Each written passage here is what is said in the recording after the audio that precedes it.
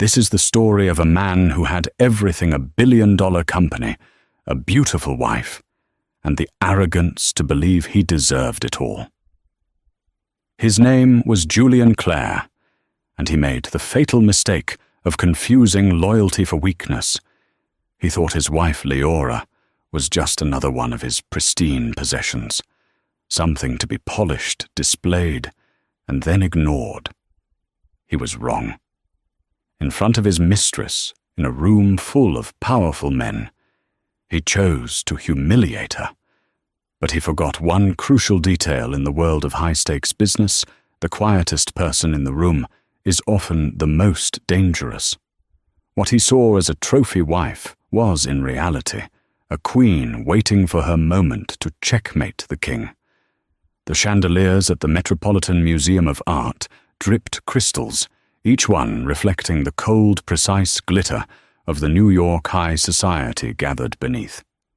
This was Leora Clare's world, or so everyone thought. Tonight was the annual Clare Sterling Foundation Gala, the jewel in New York's philanthropic crown, and Leora was its architect. She moved through the crowd in a sapphire silk gown, a flawless smile affixed to her face. She wasn't a guest. She was the silent stage manager. "Leora, darling," chirped Cynthia Blackwood, a woman whose face was a testament to the finest surgeons in Manhattan. "The hydrangeas are divine. You've outdone yourself. Julian must be so proud." "Thank you, Cynthia. I'm glad you're enjoying it," Leora replied, her voice a calm, modulated contralto. She'd spent 3 weeks negotiating with the Dutch floral supplier, shaving 18% off the initial quote, a detail she'd never share. Her husband, Julian Clare, CEO of Clare Sterling Industries, was holding court by the Rousseau exhibit. He was a man carved from entitlement, with a Roman nose hair swept back in a way that screamed old money, and a charisma that was as potent as it was predatory. He hadn't seen Leora all night, save for the requisite photo-op at the entrance. He was too busy laughing a deep booming sound with a woman Leora didn't recognize at first. The woman was striking not in the classic, understated way of Leora's set, but in a sharp, modern, almost aggressive way. She wore a crimson dress that clung to her, and her dark hair was cut in a severe, fashionable bob. This was Chloe Morgan Julian's new miracle VP of marketing, recruited from a tech startup. Leora had met her twice. Both times Ms. Morgan had looked straight through her. Julian caught Leora's eye across the room. He didn't smile. He gave a small, impatient jerk of his head. "Come here." It was a summons, not an invitation. Leora gracefully excused herself from Cynthia Blackwood and crossed the floor. The conversations around her were a low hum, but as she approached, Julian's voice cut through. "And that's the problem with this city," Julian was saying to a small group of investors. "All legacy, no vision. Chloe here, she's the vision. She's dragging this old dinosaur," he slapped the Clare Sterling logo on a nearby banner, "into the 21st century. Chloe Morgan smiled a predatory flash of white. "I just followed Julian's lead. He's the real visionary." Leora arrived at the circle. "Julian," she said softly, "Mr. Peterson was asking about the endowment figures." Julian turned, his smile tightening. "Leora, there you are. Stop fussing over the numbers, darling. We have accountants for that." He turned back to the group, placing a proprietary hand on the small of Chloe's back. "As I was saying, the Astra project is going to revolutionize." He didn't introduce her. He didn't acknowledge her. He had simply absorbed her into his orbit and then dismissed her presence. Chloe's eyes flickered to Leora, a tiny triumphant smirk playing on her lips, before she masked it with professionalism. Leora felt the familiar cold knot tighten in her stomach. She was Mrs. Clare, the perfect hostess, the silent partner, the architect of his perfect life, and increasingly a ghost in her own home. Later, in the back of their black Bentley, the silence was heavy. Julian was scrolling through his phone, his face illuminated by the screen. The gala was a success, Leora said, more to break the silence than to seek approval. We're projected to exceed the endowment goal by 12%. Julian grunted. Good. Julian. She said, a slight tremor. She hated entering her voice. That woman. Chloe Morgan. What about her? She's a killer, a shark, exactly what this company needs. The way you were, familiar, at the gala. It was... Julian finally looked up from his phone, his eyes flat and cold. It was what Leora business is, that what you're asking? Or are you insinuating something? I'm just saying it was unprofessional, for both of you. He laughed, a short, barking sound. Unprofessional. You are going to lecture me on professionalism. You who hasn't worked a real job in her life. You who spends my money on flowers and canapes. That spending just raised $3 million for children's literacy, Leora said, her voice dropping to a dangerous quiet. Oh, don't play the martyr. It's not becoming, Julian snapped. He put the glass partition up between them and the driver, a gesture of finality. Your job, Leora, is to be supportive, to look good on my arm, to run my house. It's a simple arrangement. Don't complicate it. Leora turned her head and watched the blurred lights of New York City streak past the window. She had married Julian Clare a decade ago, a bright-eyed, ambitious MBA graduate herself. She had met him at Wharton. He was the legacy, she was the brains. She had loved him, she thought. But Julian's father, the formidable Harrison Clare, had made one condition for Julian to take over the company. Marry that girl. She's got a spine. You'll need it. Julian had agreed, and for the first year they were a team. She had ideas. She had strategies. But Julian, insecure and threatened by her intelligence, had systematically, gently and lovingly pushed her out. You don't need to worry your pretty head about this, he'd say. I need you at home. I need you to be my rock. Slowly, his rock had become his pedestal, and then his doormat. Harrison Clare had died 5 years ago. On his deathbed, he had gripped Leora's hand, his eyes desperate. Don't let him ruin it, Leora. The company, it's my life's work. He's weak. Leora had nodded, thinking he meant his son's soul. She was beginning to realize he had meant his business acumen. When they arrived at their sterile, multi-million-dollar penthouse on Park Avenue, Julian went straight to his study. I have a call, he said over his shoulder. Leora stood in the vast marble foyer. She knew he wasn't taking a call. She could smell it. The faint, alien scent of Chloe Morgan's perfume, Santal 33, clinging to his suit jacket. She walked to her own study, a room Julian never entered, dismissing it as her hobby room. It was simple, elegant, and severe. She sat at her desk, turned on her computer and opened a file. It wasn't a scrapbook or a shopping list. It was a complex, multi-layered spreadsheet linked to back-end market data and internal performance metrics. Leora Clare held a non-executive seat on the board of Clare Sterling Industries. Julian had insisted on it to keep her involved. He thought it was a joke, a token position. He sent her the same sanitized, glossy reports the public shareholders got. He had no idea that Leora had been using her old Wharton credentials to access deep analytics. He didn't know she was tracking the company's performance decline, a slow, steady bleed that had started the day Julian signed off on the Astra project, a disastrous high-risk tech acquisition that Chloe Morgan had championed. He saw a party planner. He saw a trophy. He had no idea he was living with a forensic accountant, and she had just found the first thread of unraveling, a series of consulting fees paid to a shell corporation in Delaware an LLC she'd never heard of. The payments were authorized by two people, Julian Clare and Chloe Morgan. Leora looked at the name of the LLC JCM Ventures. Julian, Chloe, Morgan. The knot in her stomach turned to ice. It wasn't just an affair. It was embezzlement. He wasn't just destroying their marriage. He was destroying his father's company. And the words of Harrison Clare echoed in her ear. Don't let him ruin it. I won't, Harrison, she whispered to the empty room. I promise. The next board meeting was 2 weeks later, in the cavernous oak-panelled room on the 50th floor that Harrison Clare had built to intimidate.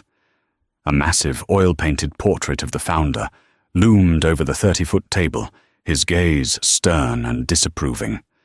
Leora entered as always 5 minutes early. She wore a modest grey cashmere dress. She was the only woman on the board save for a 70-year-old sterling family heir who lived in Florida and always video-conferenced in. The other members, all men in their late 60s, nodded at her. Leora, lovely to see you. They treated her like a delicate niece, not a director. Julian bustled in, followed by Chloe Morgan. Ms. Morgan, you're not a board member, said Arthur Pennington, the company's oldest director and Harrison's best friend. Arthur was a stickler for protocol, a man of quiet integrity who wore the same style of bow tie he had since the 1960s. Chloe is here to present the Astra projections, Arthur, Julian said, dismissively taking his seat at the head of the table. She's the only one who understands the damn thing. Try to keep up. Chloe set up her laptop, her movements swift and confident. She avoided Leora's gaze. For the next hour, Chloe presented a dazzling series of slides filled with buzzwords: synergy, disruption, market penetration, proactive growth. The numbers were glowing, but Leora knew they were fantasy. They were based on market assumptions that had no basis in reality. And so, Chloe concluded, we project that with an additional $50 million in liquid capital, we can fast-track the Astra rollout and capture 30% of the market by Q4. Julian beamed. See, brilliant. Arthur Pennington peered over his spectacles. Ms. Morgan, your projections are optimistic. They don't seem to account for the new federal regulations on data privacy, which directly impact the Astra platform. We believe the regulatory headwinds are overstated, Mr. Pennington, Chloe said smoothly. Our legal team is handling it. Your legal team is a 28-year-old in-house counsel, Arthur grumbled. Now this request for $50 million, that's a significant draw on our liquid reserves. You have to spend money to make money, Arthur. Julian cut in, annoyed. We're not running a savings and loan. We're building an empire. Leora sat, as she always did, with her hands folded, her notepad in front of her. She hadn't said a word. Julian, in a fit of paternalistic condescension, sent her a text message during the meeting. Dry cleaning. Don't forget. 5 p.m. Leora's pen stopped moving. She looked at the message. Then she looked up, her gaze sweeping across the room.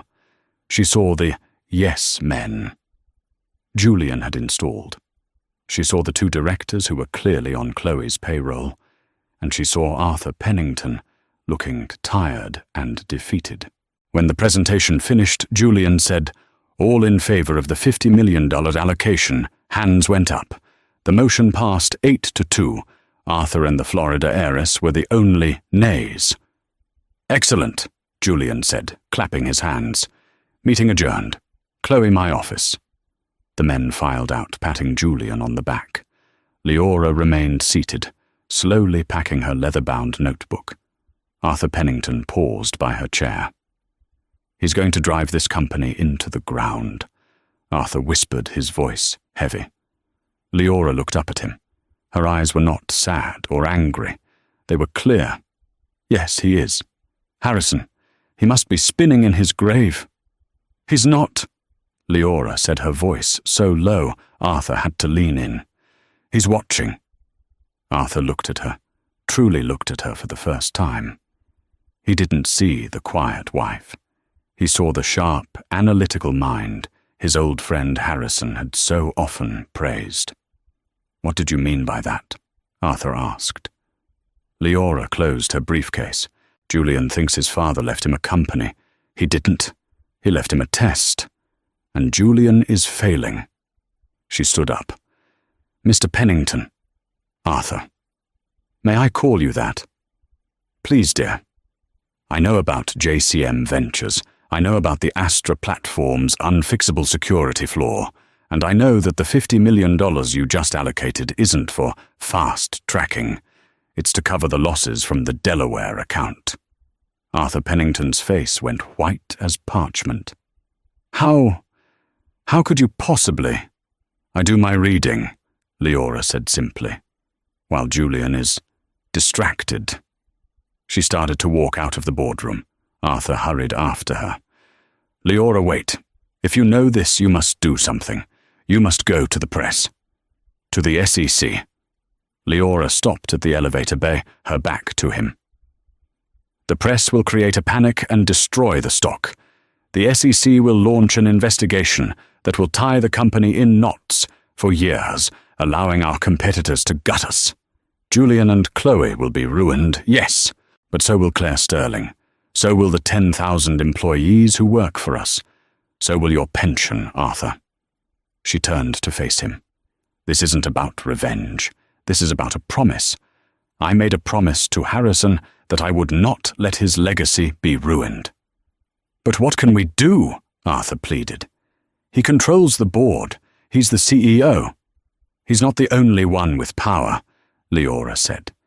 "He's just the only one who likes to be loud about it." She pressed the down button. "Arthur, do you remember the founder's fail-safe clause, Article 7, Section 4 of the bylaws?" Arthur's eyes widened. "The Doomsday Clause. Harrison wrote that in 1985. It's archaic. It's designed to remove a CEO for moral turpitude or gross negligence. It's impossible to invoke. It requires a 2/3 shareholder vote and a unanimous decision from the non-executive directors." It's not impossible," Leora interrupted. "It's just difficult. Harrison wrote it for a reason. He wrote it for Julian." The elevator dinged. "Leora," Arthur said, his voice shaking with a new terrifying hope. "What are you planning?" "I'm not planning anything," Leora said, stepping into the elevator. "I'm just a quiet shareholder doing my homework." The doors slid shut, leaving Arthur Pennington alone in the hallway, a slow, disbelieving smile spreading across his face. For the next 4 weeks, Leora became a phantom. She still ran the house. She still planned the dinners. But she was also in contact with a private investigator, a forensic accounting firm, and most importantly, the Sterling family heirs in Boston. She wasn't just a Kensington by birth. She was a Kensington of the Boston Kensingtons, a quiet academic family with deep ties to the law. Her father was one of the most respected and feared corporate lawyers in New England. She had downplayed her connections, her own brilliance, to fit into Julian's world. No more. She flew to Boston on a Tuesday, telling Julian she was visiting a sick aunt. She met the Sterling family, 2 brothers and a sister, all in their 70s, in a stuffy law office. "Leora, we've always been fond of you," said the eldest, Thomas Sterling. "But what you're alleging, it's a coup. You're his wife." "Which is why I'm the only one who could see it," Leora said, opening her briefcase. She didn't bring emotion. She brought evidence. "Here are the P&L reports Julian filed full of projected income. And here," she slid a second folder across the table, "are the real balance sheets showing a $90 million debt hole. Here are the wire transfers to JCM Ventures. And here," she placed a small USB drive on the table, "is a 45-second audio file from last night of Julian on the phone with Chloe laughing about how they're going to fleece the old goats. That's you, by diluting your shares to fund their next project. Thomas Sterling's face turned a deep, dangerous shade of purple. He's leveraging the company's pension fund to cover their losses, Leora said, her voice cutting through the silence. He's not just a fool or an adulterer. He's a criminal, and he's about to take all of us down with him. What do you propose? Thomas asked, his voice now steel. The annual board dinner is next Thursday. The vote is on Friday. He's expecting a coronation. He's planning to ask for another 100 million instead. Leora said, We're going to invoke Article 7. I have Arthur Pennington. I need you. The Sterling family shares, combined with mine and Arthur's, it's 48%. We just need a few more. And who replaces him? We'll need an interim CEO, Leora said. Someone who understands the books, has the trust of the family, and can clean this up without a media circus. Thomas Sterling looked at her, the realization dawning. You. I didn't say that, Leora said. You didn't have to, Thomas replied.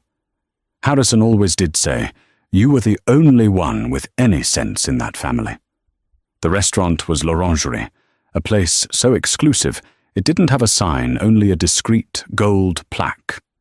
It was Julian's favorite spot, a dark, wood-paneled room where captains of industry and their much younger second wives ate 300-a-plate dinners. This was the annual board dinner, a tradition Julian's father had started. It was meant to be a relaxed evening of camaraderie before the official vote the next day. This year, Julian had made a change. He had invited Chloe Morgan.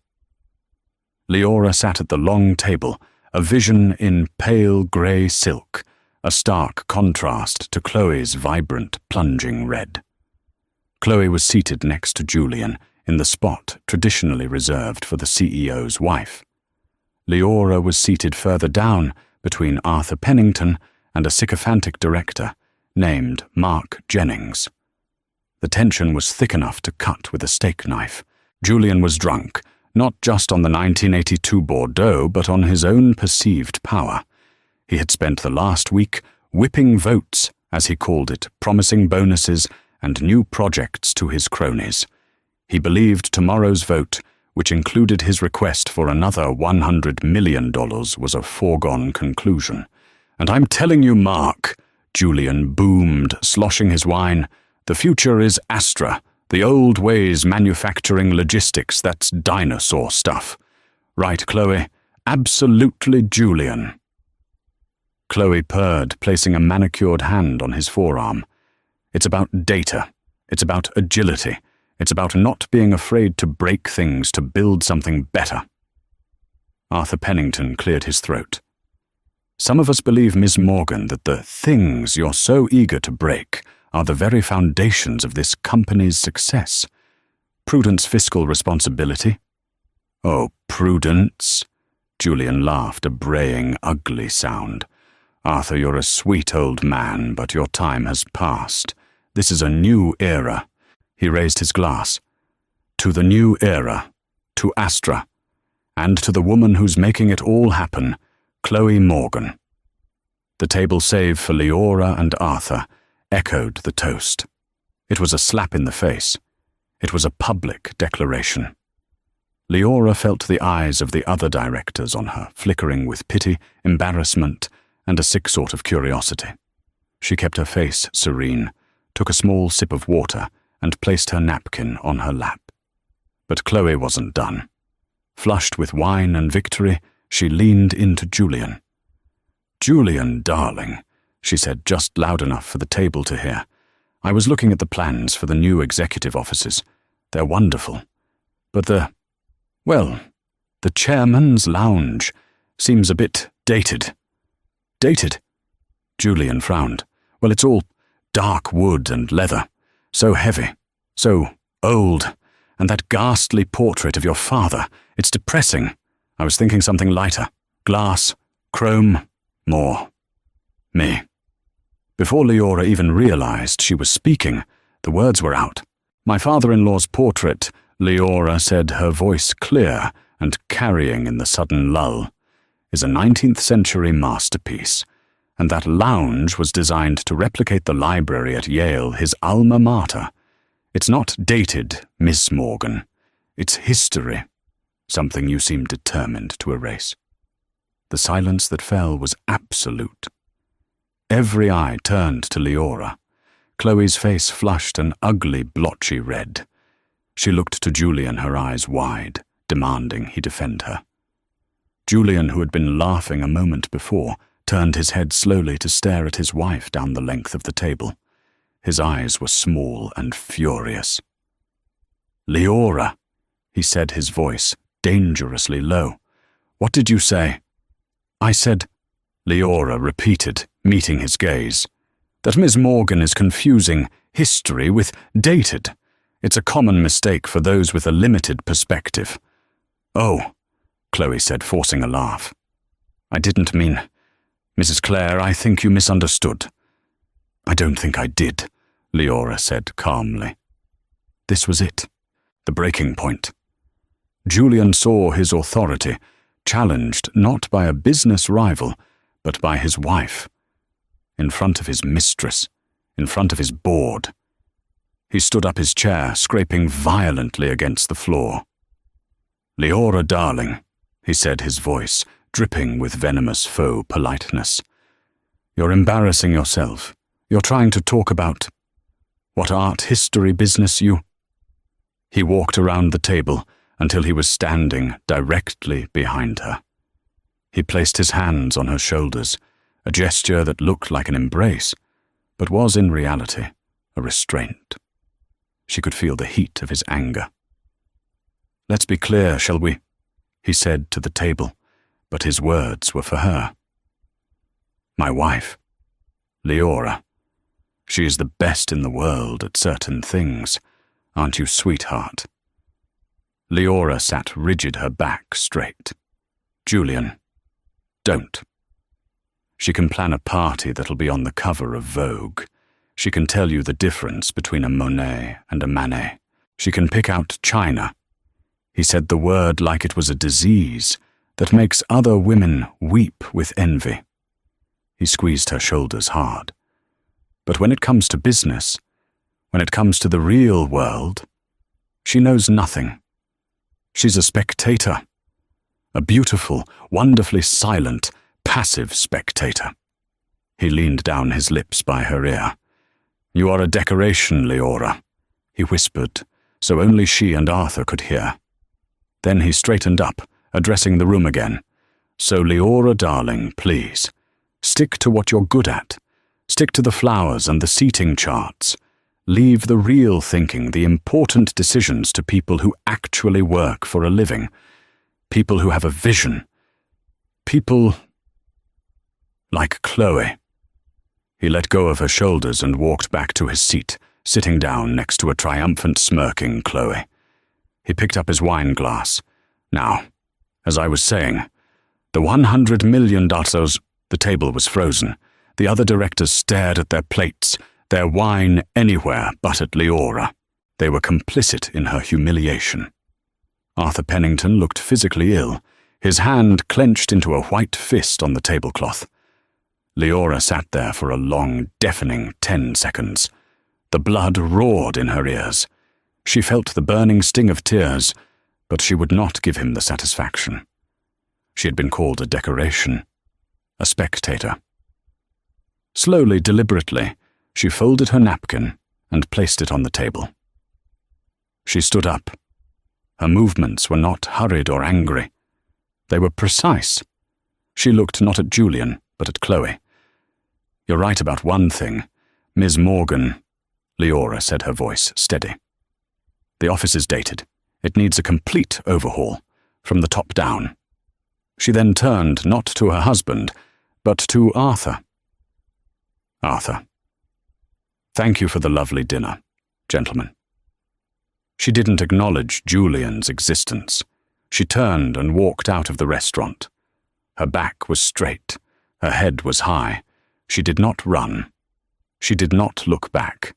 The moment the heavy doors closed behind her, Julian burst out laughing. Sea-sensitive. She can't handle a little bit of C-suite talk. Now Mark, about that new directorship you wanted."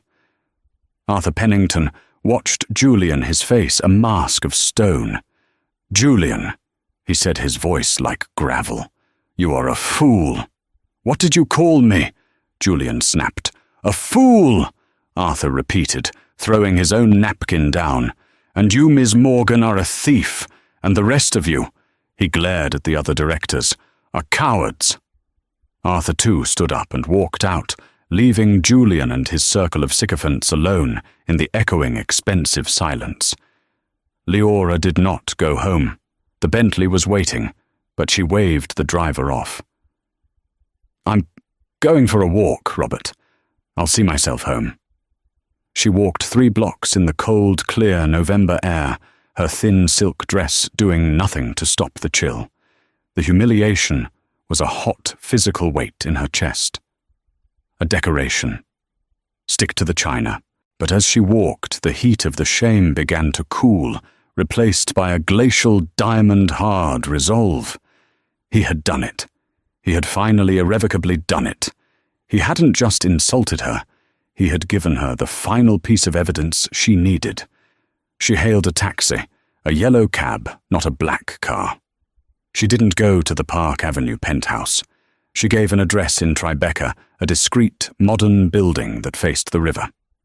She used a key, not a code, to enter a sleek, minimalist apartment. Julian didn't know this place existed. Leora had bought it 2 years ago, under an LLC named Kensington Strategies, using money from her own family's trust. Julian thought she didn't work. In reality, this was her war room. There were no Vogue magazines here. The walls were lined with white boards. A 3-monitor trading desk sat in the corner. The coffee table was covered in shareholder reports and legal briefs. She kicked off her $1 $200 heels, made a cup of black tea, and sat at the desk. Her phone buzzed. It was Arthur. "Leora, my dear, are you all right?" What he did. What he said. It was unconscionable. "I'm fine, Arthur," she said, her voice devoid of all emotion. "In fact, I'm better than fine. Did he call you a sweet old man?" Yes, he did. "And he dismissed your concerns about prudence, and he called me a decoration. Leora, you don't need to." "I do, Arthur. I need this. I'm recording it." "What?" "I'm writing my notes, Arthur. For the meeting. The CEO publicly insulted a fellow director, Mr. Pennington, dismissing his valid fiduciary concerns as old. He then proceeded to verbally abuse and humiliate another director. That's me, in front of the entire board, stating she was a decoration and had no business in real thinking. That Arthur, combined with his affair with a subordinate Miss Morgan, is the very definition of moral turpitude. It's the linchpin for Article 7. There was a stunned silence on the other end. "My God, Leora. You're using it." He handed it to me. "Arthur. On a silver platter. He's so arrogant, he can't see that humiliating me is a breach of fiduciary duty. I am a director. I am a shareholder. He didn't just insult his wife. He insulted a board member. He created a hostile environment. He exposed the company to a massive lawsuit.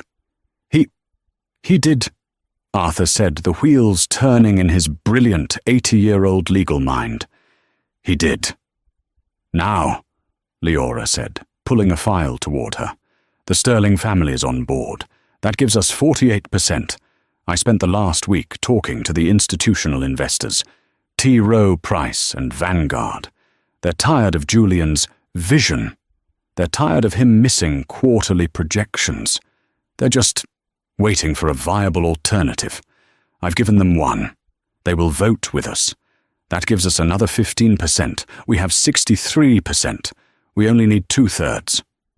66.6%, Arthur breathed. "We're short, Leora.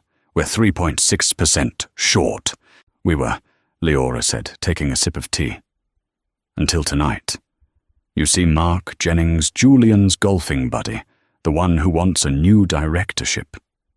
Yes, he's been consulting for the Astra project, too, through his wife's sister's catering company, for $1.5 million.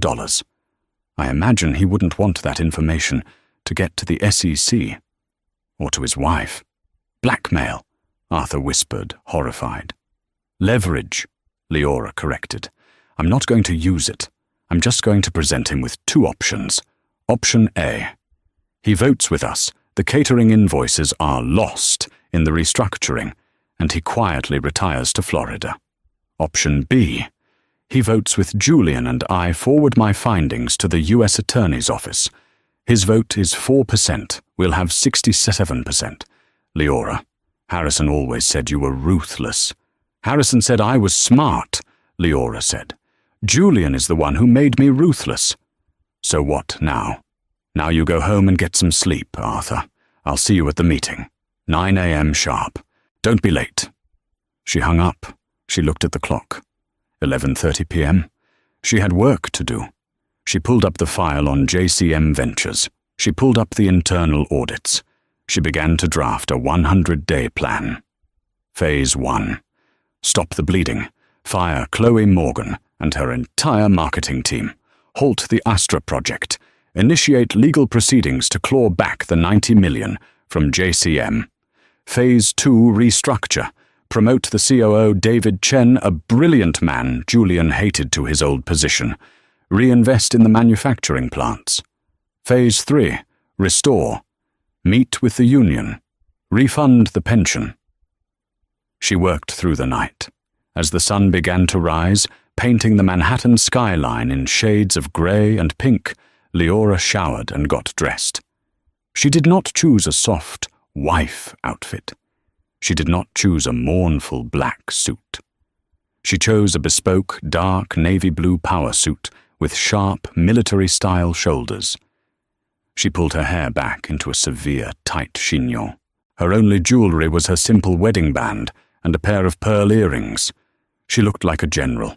She took a taxi back to the penthouse, arriving at 7 a.m. Julian predictably was not there. He had no doubt spent the night at Chloe's. His bag, a small leather duffel, was in the foyer, clearly packed by his mistress. He was planning to come to the apartment change and go straight to the meeting. Leora picked up the duffel bag. She walked it to the service elevator. She handed it to the doorman. "Please make sure Mr. Clare gets this when he arrives," she said. Then she got into her own Bentley, the one she owned, and had Robert drive her to Clare Sterling Tower. She arrived at 8 a.m., an hour before the meeting. She let herself into the boardroom, the room where she had been humiliated. She walked to the head of the table. Julian's seat. She placed her single, leather-bound briefcase on it. Then she walked to the portrait of Harrison Clare. "I'm here, Harrison," she whispered. "I'm scared, but I'm here. I'll protect it." The old man in the painting just stared back, his eyes seeming to hold a spark of approval. At 8:45 a.m., the boardroom began to fill. Arthur Pennington arrived first, giving Leora a single supportive nod. The Sterling family representatives from Boston, Thomas and his sister Eleanor, filed in. They didn't even look at Leora. They simply took their seats, their faces grim. The yes men trickled in, laughing and joking, still drunk on last night's wine. They saw Leora sitting not in her usual spot on the side, but in a chair adjacent to the head of the table. They raised their eyebrows. Mark Jennings, the compromised director, came in his face, pale and sweating. He saw Leora, and she gave him a look. A simple, flat, knowing look. He visibly flinched and hurried to his seat, avoiding her eye. At 8:58 a.m., Julian Clare burst in all confidence and cologne. He was in a fresh suit, his hair perfectly coiffed. He was on top of the world. "Morning, everyone," he boomed. "Big day, big day." He saw Leora. He laughed. "Well, look who decided to show up." "Glad you could make it, darling. Took my little speech to heart, I see. Ready to watch how the big boys play." He didn't notice the icy silence in the room. He didn't notice the way Arthur and Thomas were watching him. "You're in my seat, Arthur," he said, gesturing to the head of the table where Arthur had sat. "No, Julian." "I'm not," Arthur said. "That seat," he pointed to the chair at the absolute head of the table, "is for the chairman, and I'm afraid that's the first order of business." "What?" Julian's smile faltered. "What are you talking about? The vote's not for an hour. First we have Chloe's final presentation. Ms. Morgan will not be joining us," Arthur said, his voice ringing with new authority. Just then, the doors opened again. Chloe Morgan tried to stride in, laptop in hand. She was stopped by 2 large security guards. "I'm sorry, Ms. Morgan," one of them said. "Your name is not on the access list." "What? That's ridiculous," she snapped. "Julian, tell them. What the hell is this?" "Arthur," Julian demanded, his face turning red. "This is my VP. This is a closed board meeting." Leora said her first words since he'd entered. Her voice was like ice. "She is not a director. She is not an officer. She is a subordinate. And she is a conflict of interest. She will wait outside."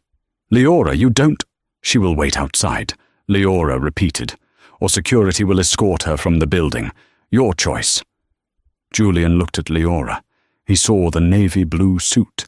He saw her eyes.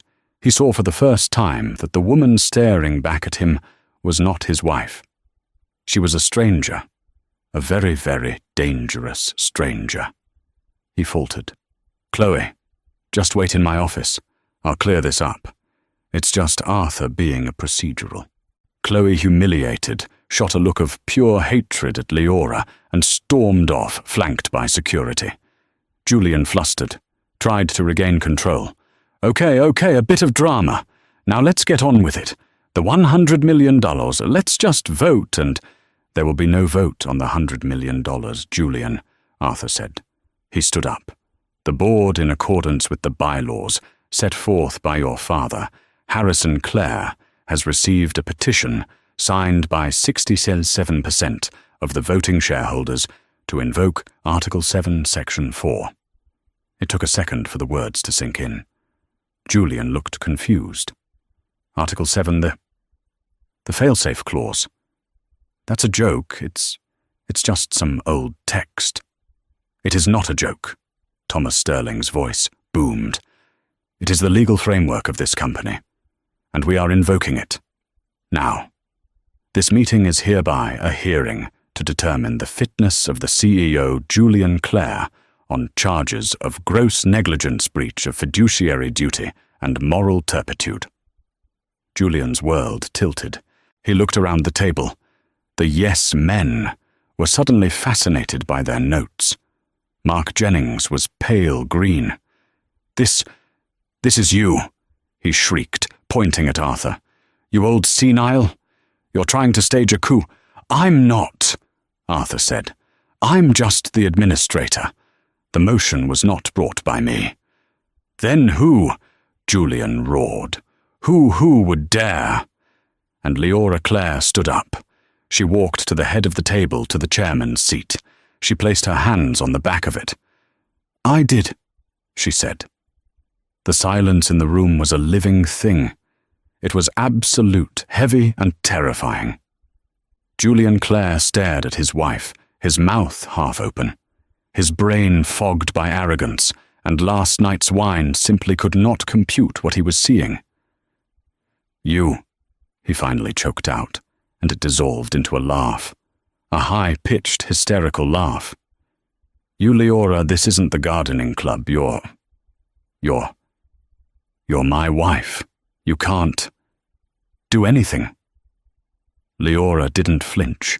She just looked at him with that same cold, clear gaze from the restaurant. "You're right, Julian. I am your wife, which means for 10 years I've had a front-row seat to your incompetence. But I'm also a director of this board, and I am a major shareholder. And today, I'm just that." She pulled a slim file from her briefcase and opened it.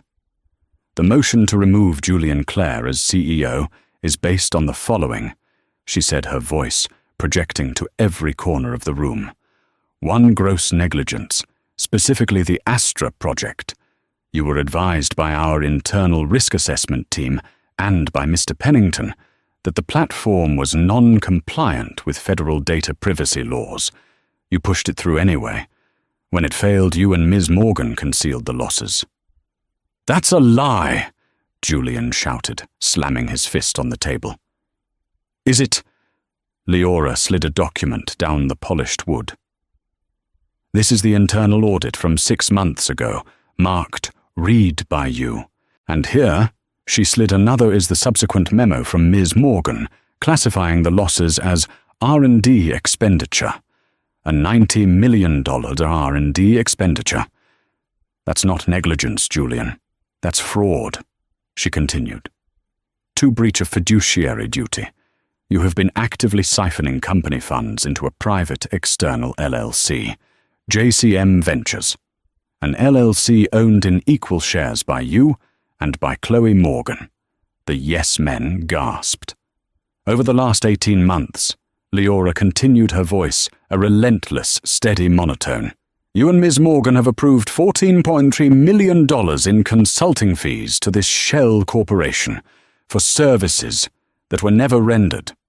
That's creative accounting, Julian stammered, his face ashen. That's embezzlement, Thomas Sterling roared. And finally, Leora said, 3 moral turpitude, as defined by the bylaws, behavior that brings the company into disrepute. Last night at a dinner with the board, you publicly humiliated a fellow director, Mr. Pennington, dismissing his valid concerns. You then proceeded to verbally abuse another director. She paused, letting the words hang. In a public forum. You have engaged in an improper relationship with a subordinate Ms. Morgan and used company funds to enrich her, creating a hostile and toxic work environment. You, Julian, are a liability this company can no longer afford. Julian was broken. He sank into his chair.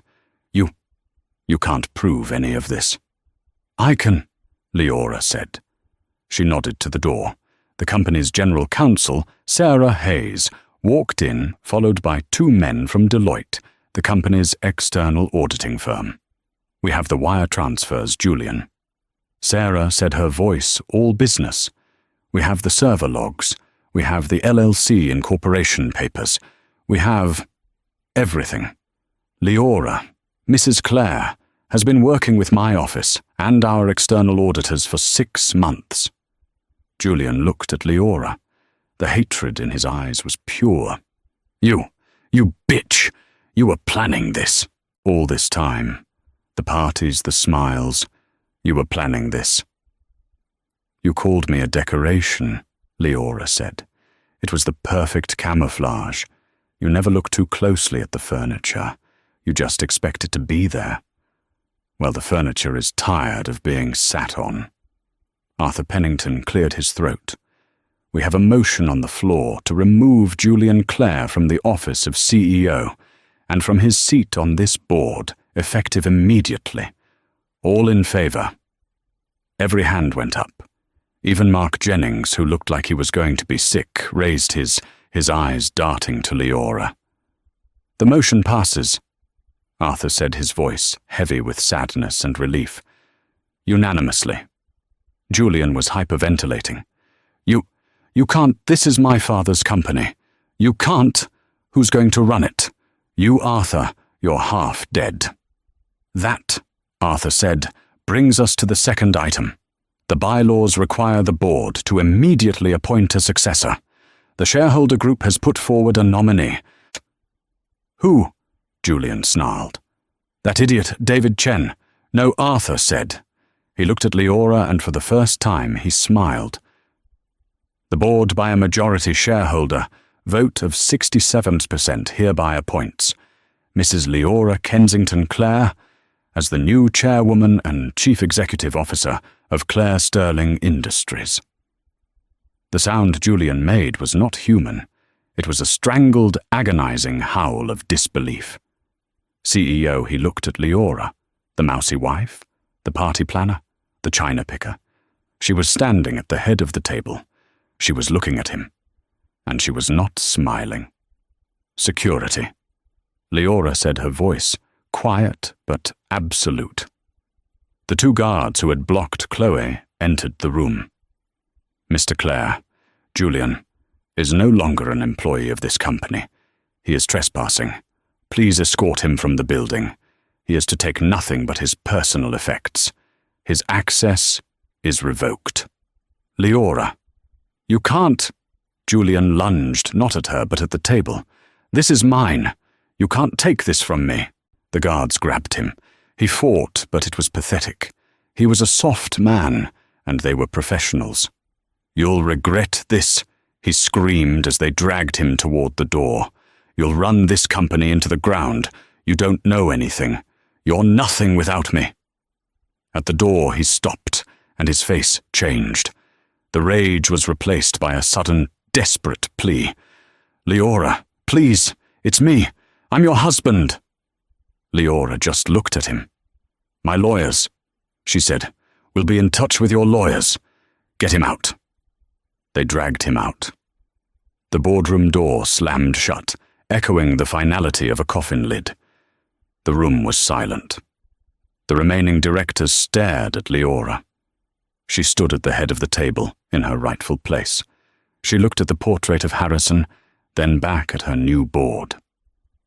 Good morning, ladies and gentlemen, Leora Clare said, pulling her chair out.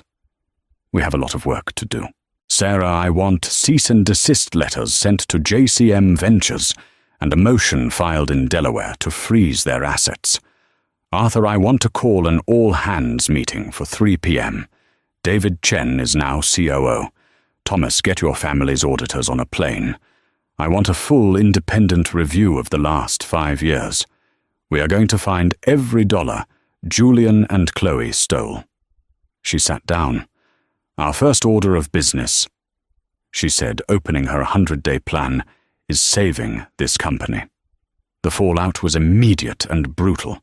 The business journals called it the Clare Sterling coup.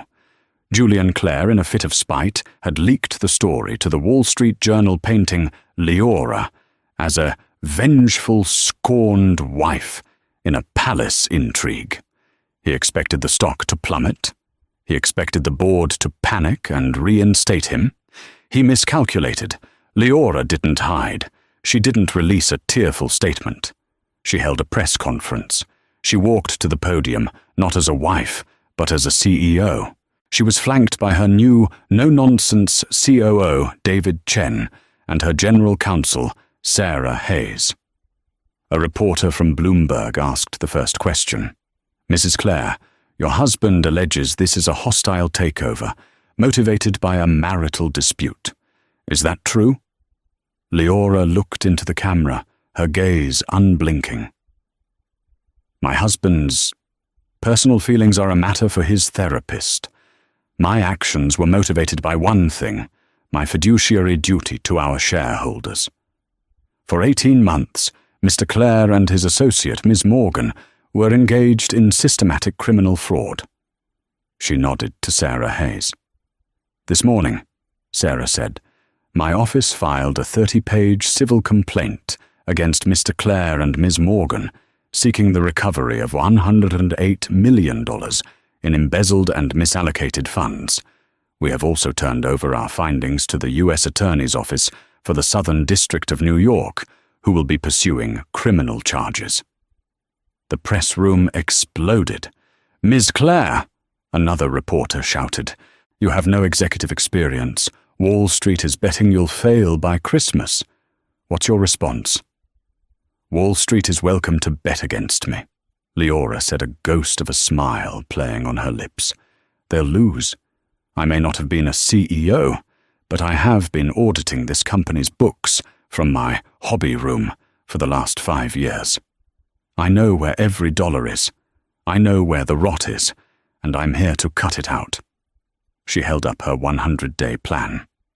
Effective immediately, the Astra project is terminated. The $100 million Julian Clare was seeking will be reallocated. Half will go to recapitalizing the employee pension fund he nearly bankrupted. The other half will be invested in our core manufacturing plants in Ohio and Michigan, securing 5,000 jobs. She leaned into the microphone. Claire Sterling Industries is not a tech startup. We are not a vanity project. We are a 100-year-old American institution, and as long as I am CEO, we will start acting like it again. The stock, which had dipped 15% at the open, stabilized, and then it began to climb. The days that followed were a blur. Leora worked 18-hour days. She was not a natural CEO. She was a working one. She wasn't charismatic like Julian. She was precise. She didn't inspire with speeches. She inspired with competence. She walked the factory floors. She learned the names of the shift supervisors. She ate in the company cafeteria. She fired the entire executive floor of Julian's cronies and promoted from within, finding a wealth of talent that Julian had overlooked. 3 months later, she was in her office, Harrison's office, which she'd had restored to its original oak and leather glory. The hideous glass and chrome furniture Chloe had ordered was summarily rejected. Harrison's portrait was back in its rightful place. There was a knock on her door. It was Arthur. "Leora," he said, holding a newspaper. "You've done it." The headline in the journal read, "The Iron Lady of Park Avenue, How Leora Clare Saved Claire Sterling." The story detailed her aggressive restructuring, the stabilizing stock price, and the restoration of the pension. "We're not done yet, Arthur," Leora said, not looking up from a balance sheet. "We're just getting started." "Well," Arthur smiled. "Perhaps this will help. The U.S. Attorney's Office just handed down their indictments. Julian and Chloe, they're facing 20 years.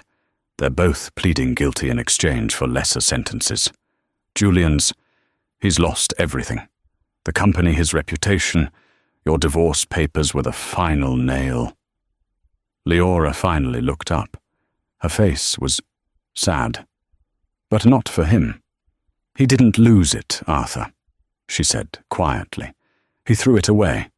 He had every advantage, every privilege, and he threw it all away for, what greed ego? A 28-year-old with a marketing degree. It's over, Leora," Arthur said gently. "No," Leora said, standing up and walking to the great window overlooking the city. "It's just beginning." She was no longer Leora Clare, the wife. She was Miss Kensington, the CEO. She had not set out to take his company. She had set out to save her father-in-law's legacy. In the process, she had saved herself. She looked at her reflection in the glass. The decoration was gone. In her place stood a woman of steel chrome and an unshakable vision. She was in every sense of the word, the chairwoman. The story of Leora Clare isn't just about revenge, it's about value. It's a powerful real-life reminder that the people you underestimate are often the ones you should fear the most. Julian Clare saw his wife as a decoration, but he forgot that the most beautiful polished surfaces can also be the hardest. He saw a party planner, not a strategist. He saw a wife, not a CEO. And that mistake cost him everything. This story is a testament to every person who has ever been overlooked, dismissed, or told to stick to what you're good at. The quietest person in the room isn't a spectator. They're an observer. And they are always taking notes. If this story resonated with you, and you believe in the power of hidden strength, then please hit that like button. Share this video with someone who needs to be reminded of their own value. And that wraps up today's story. And most importantly, now we want to hear from you. Subscribe to our Where channel are you watching from? for more gripping Drop your real-life city or stories. country in the comments, and Don't let's forget see to how hit the far these stories notification reach. bell If so this you story never moved miss you or a gave you single chills, update. give it a like, share, and subscribe for more powerful stories.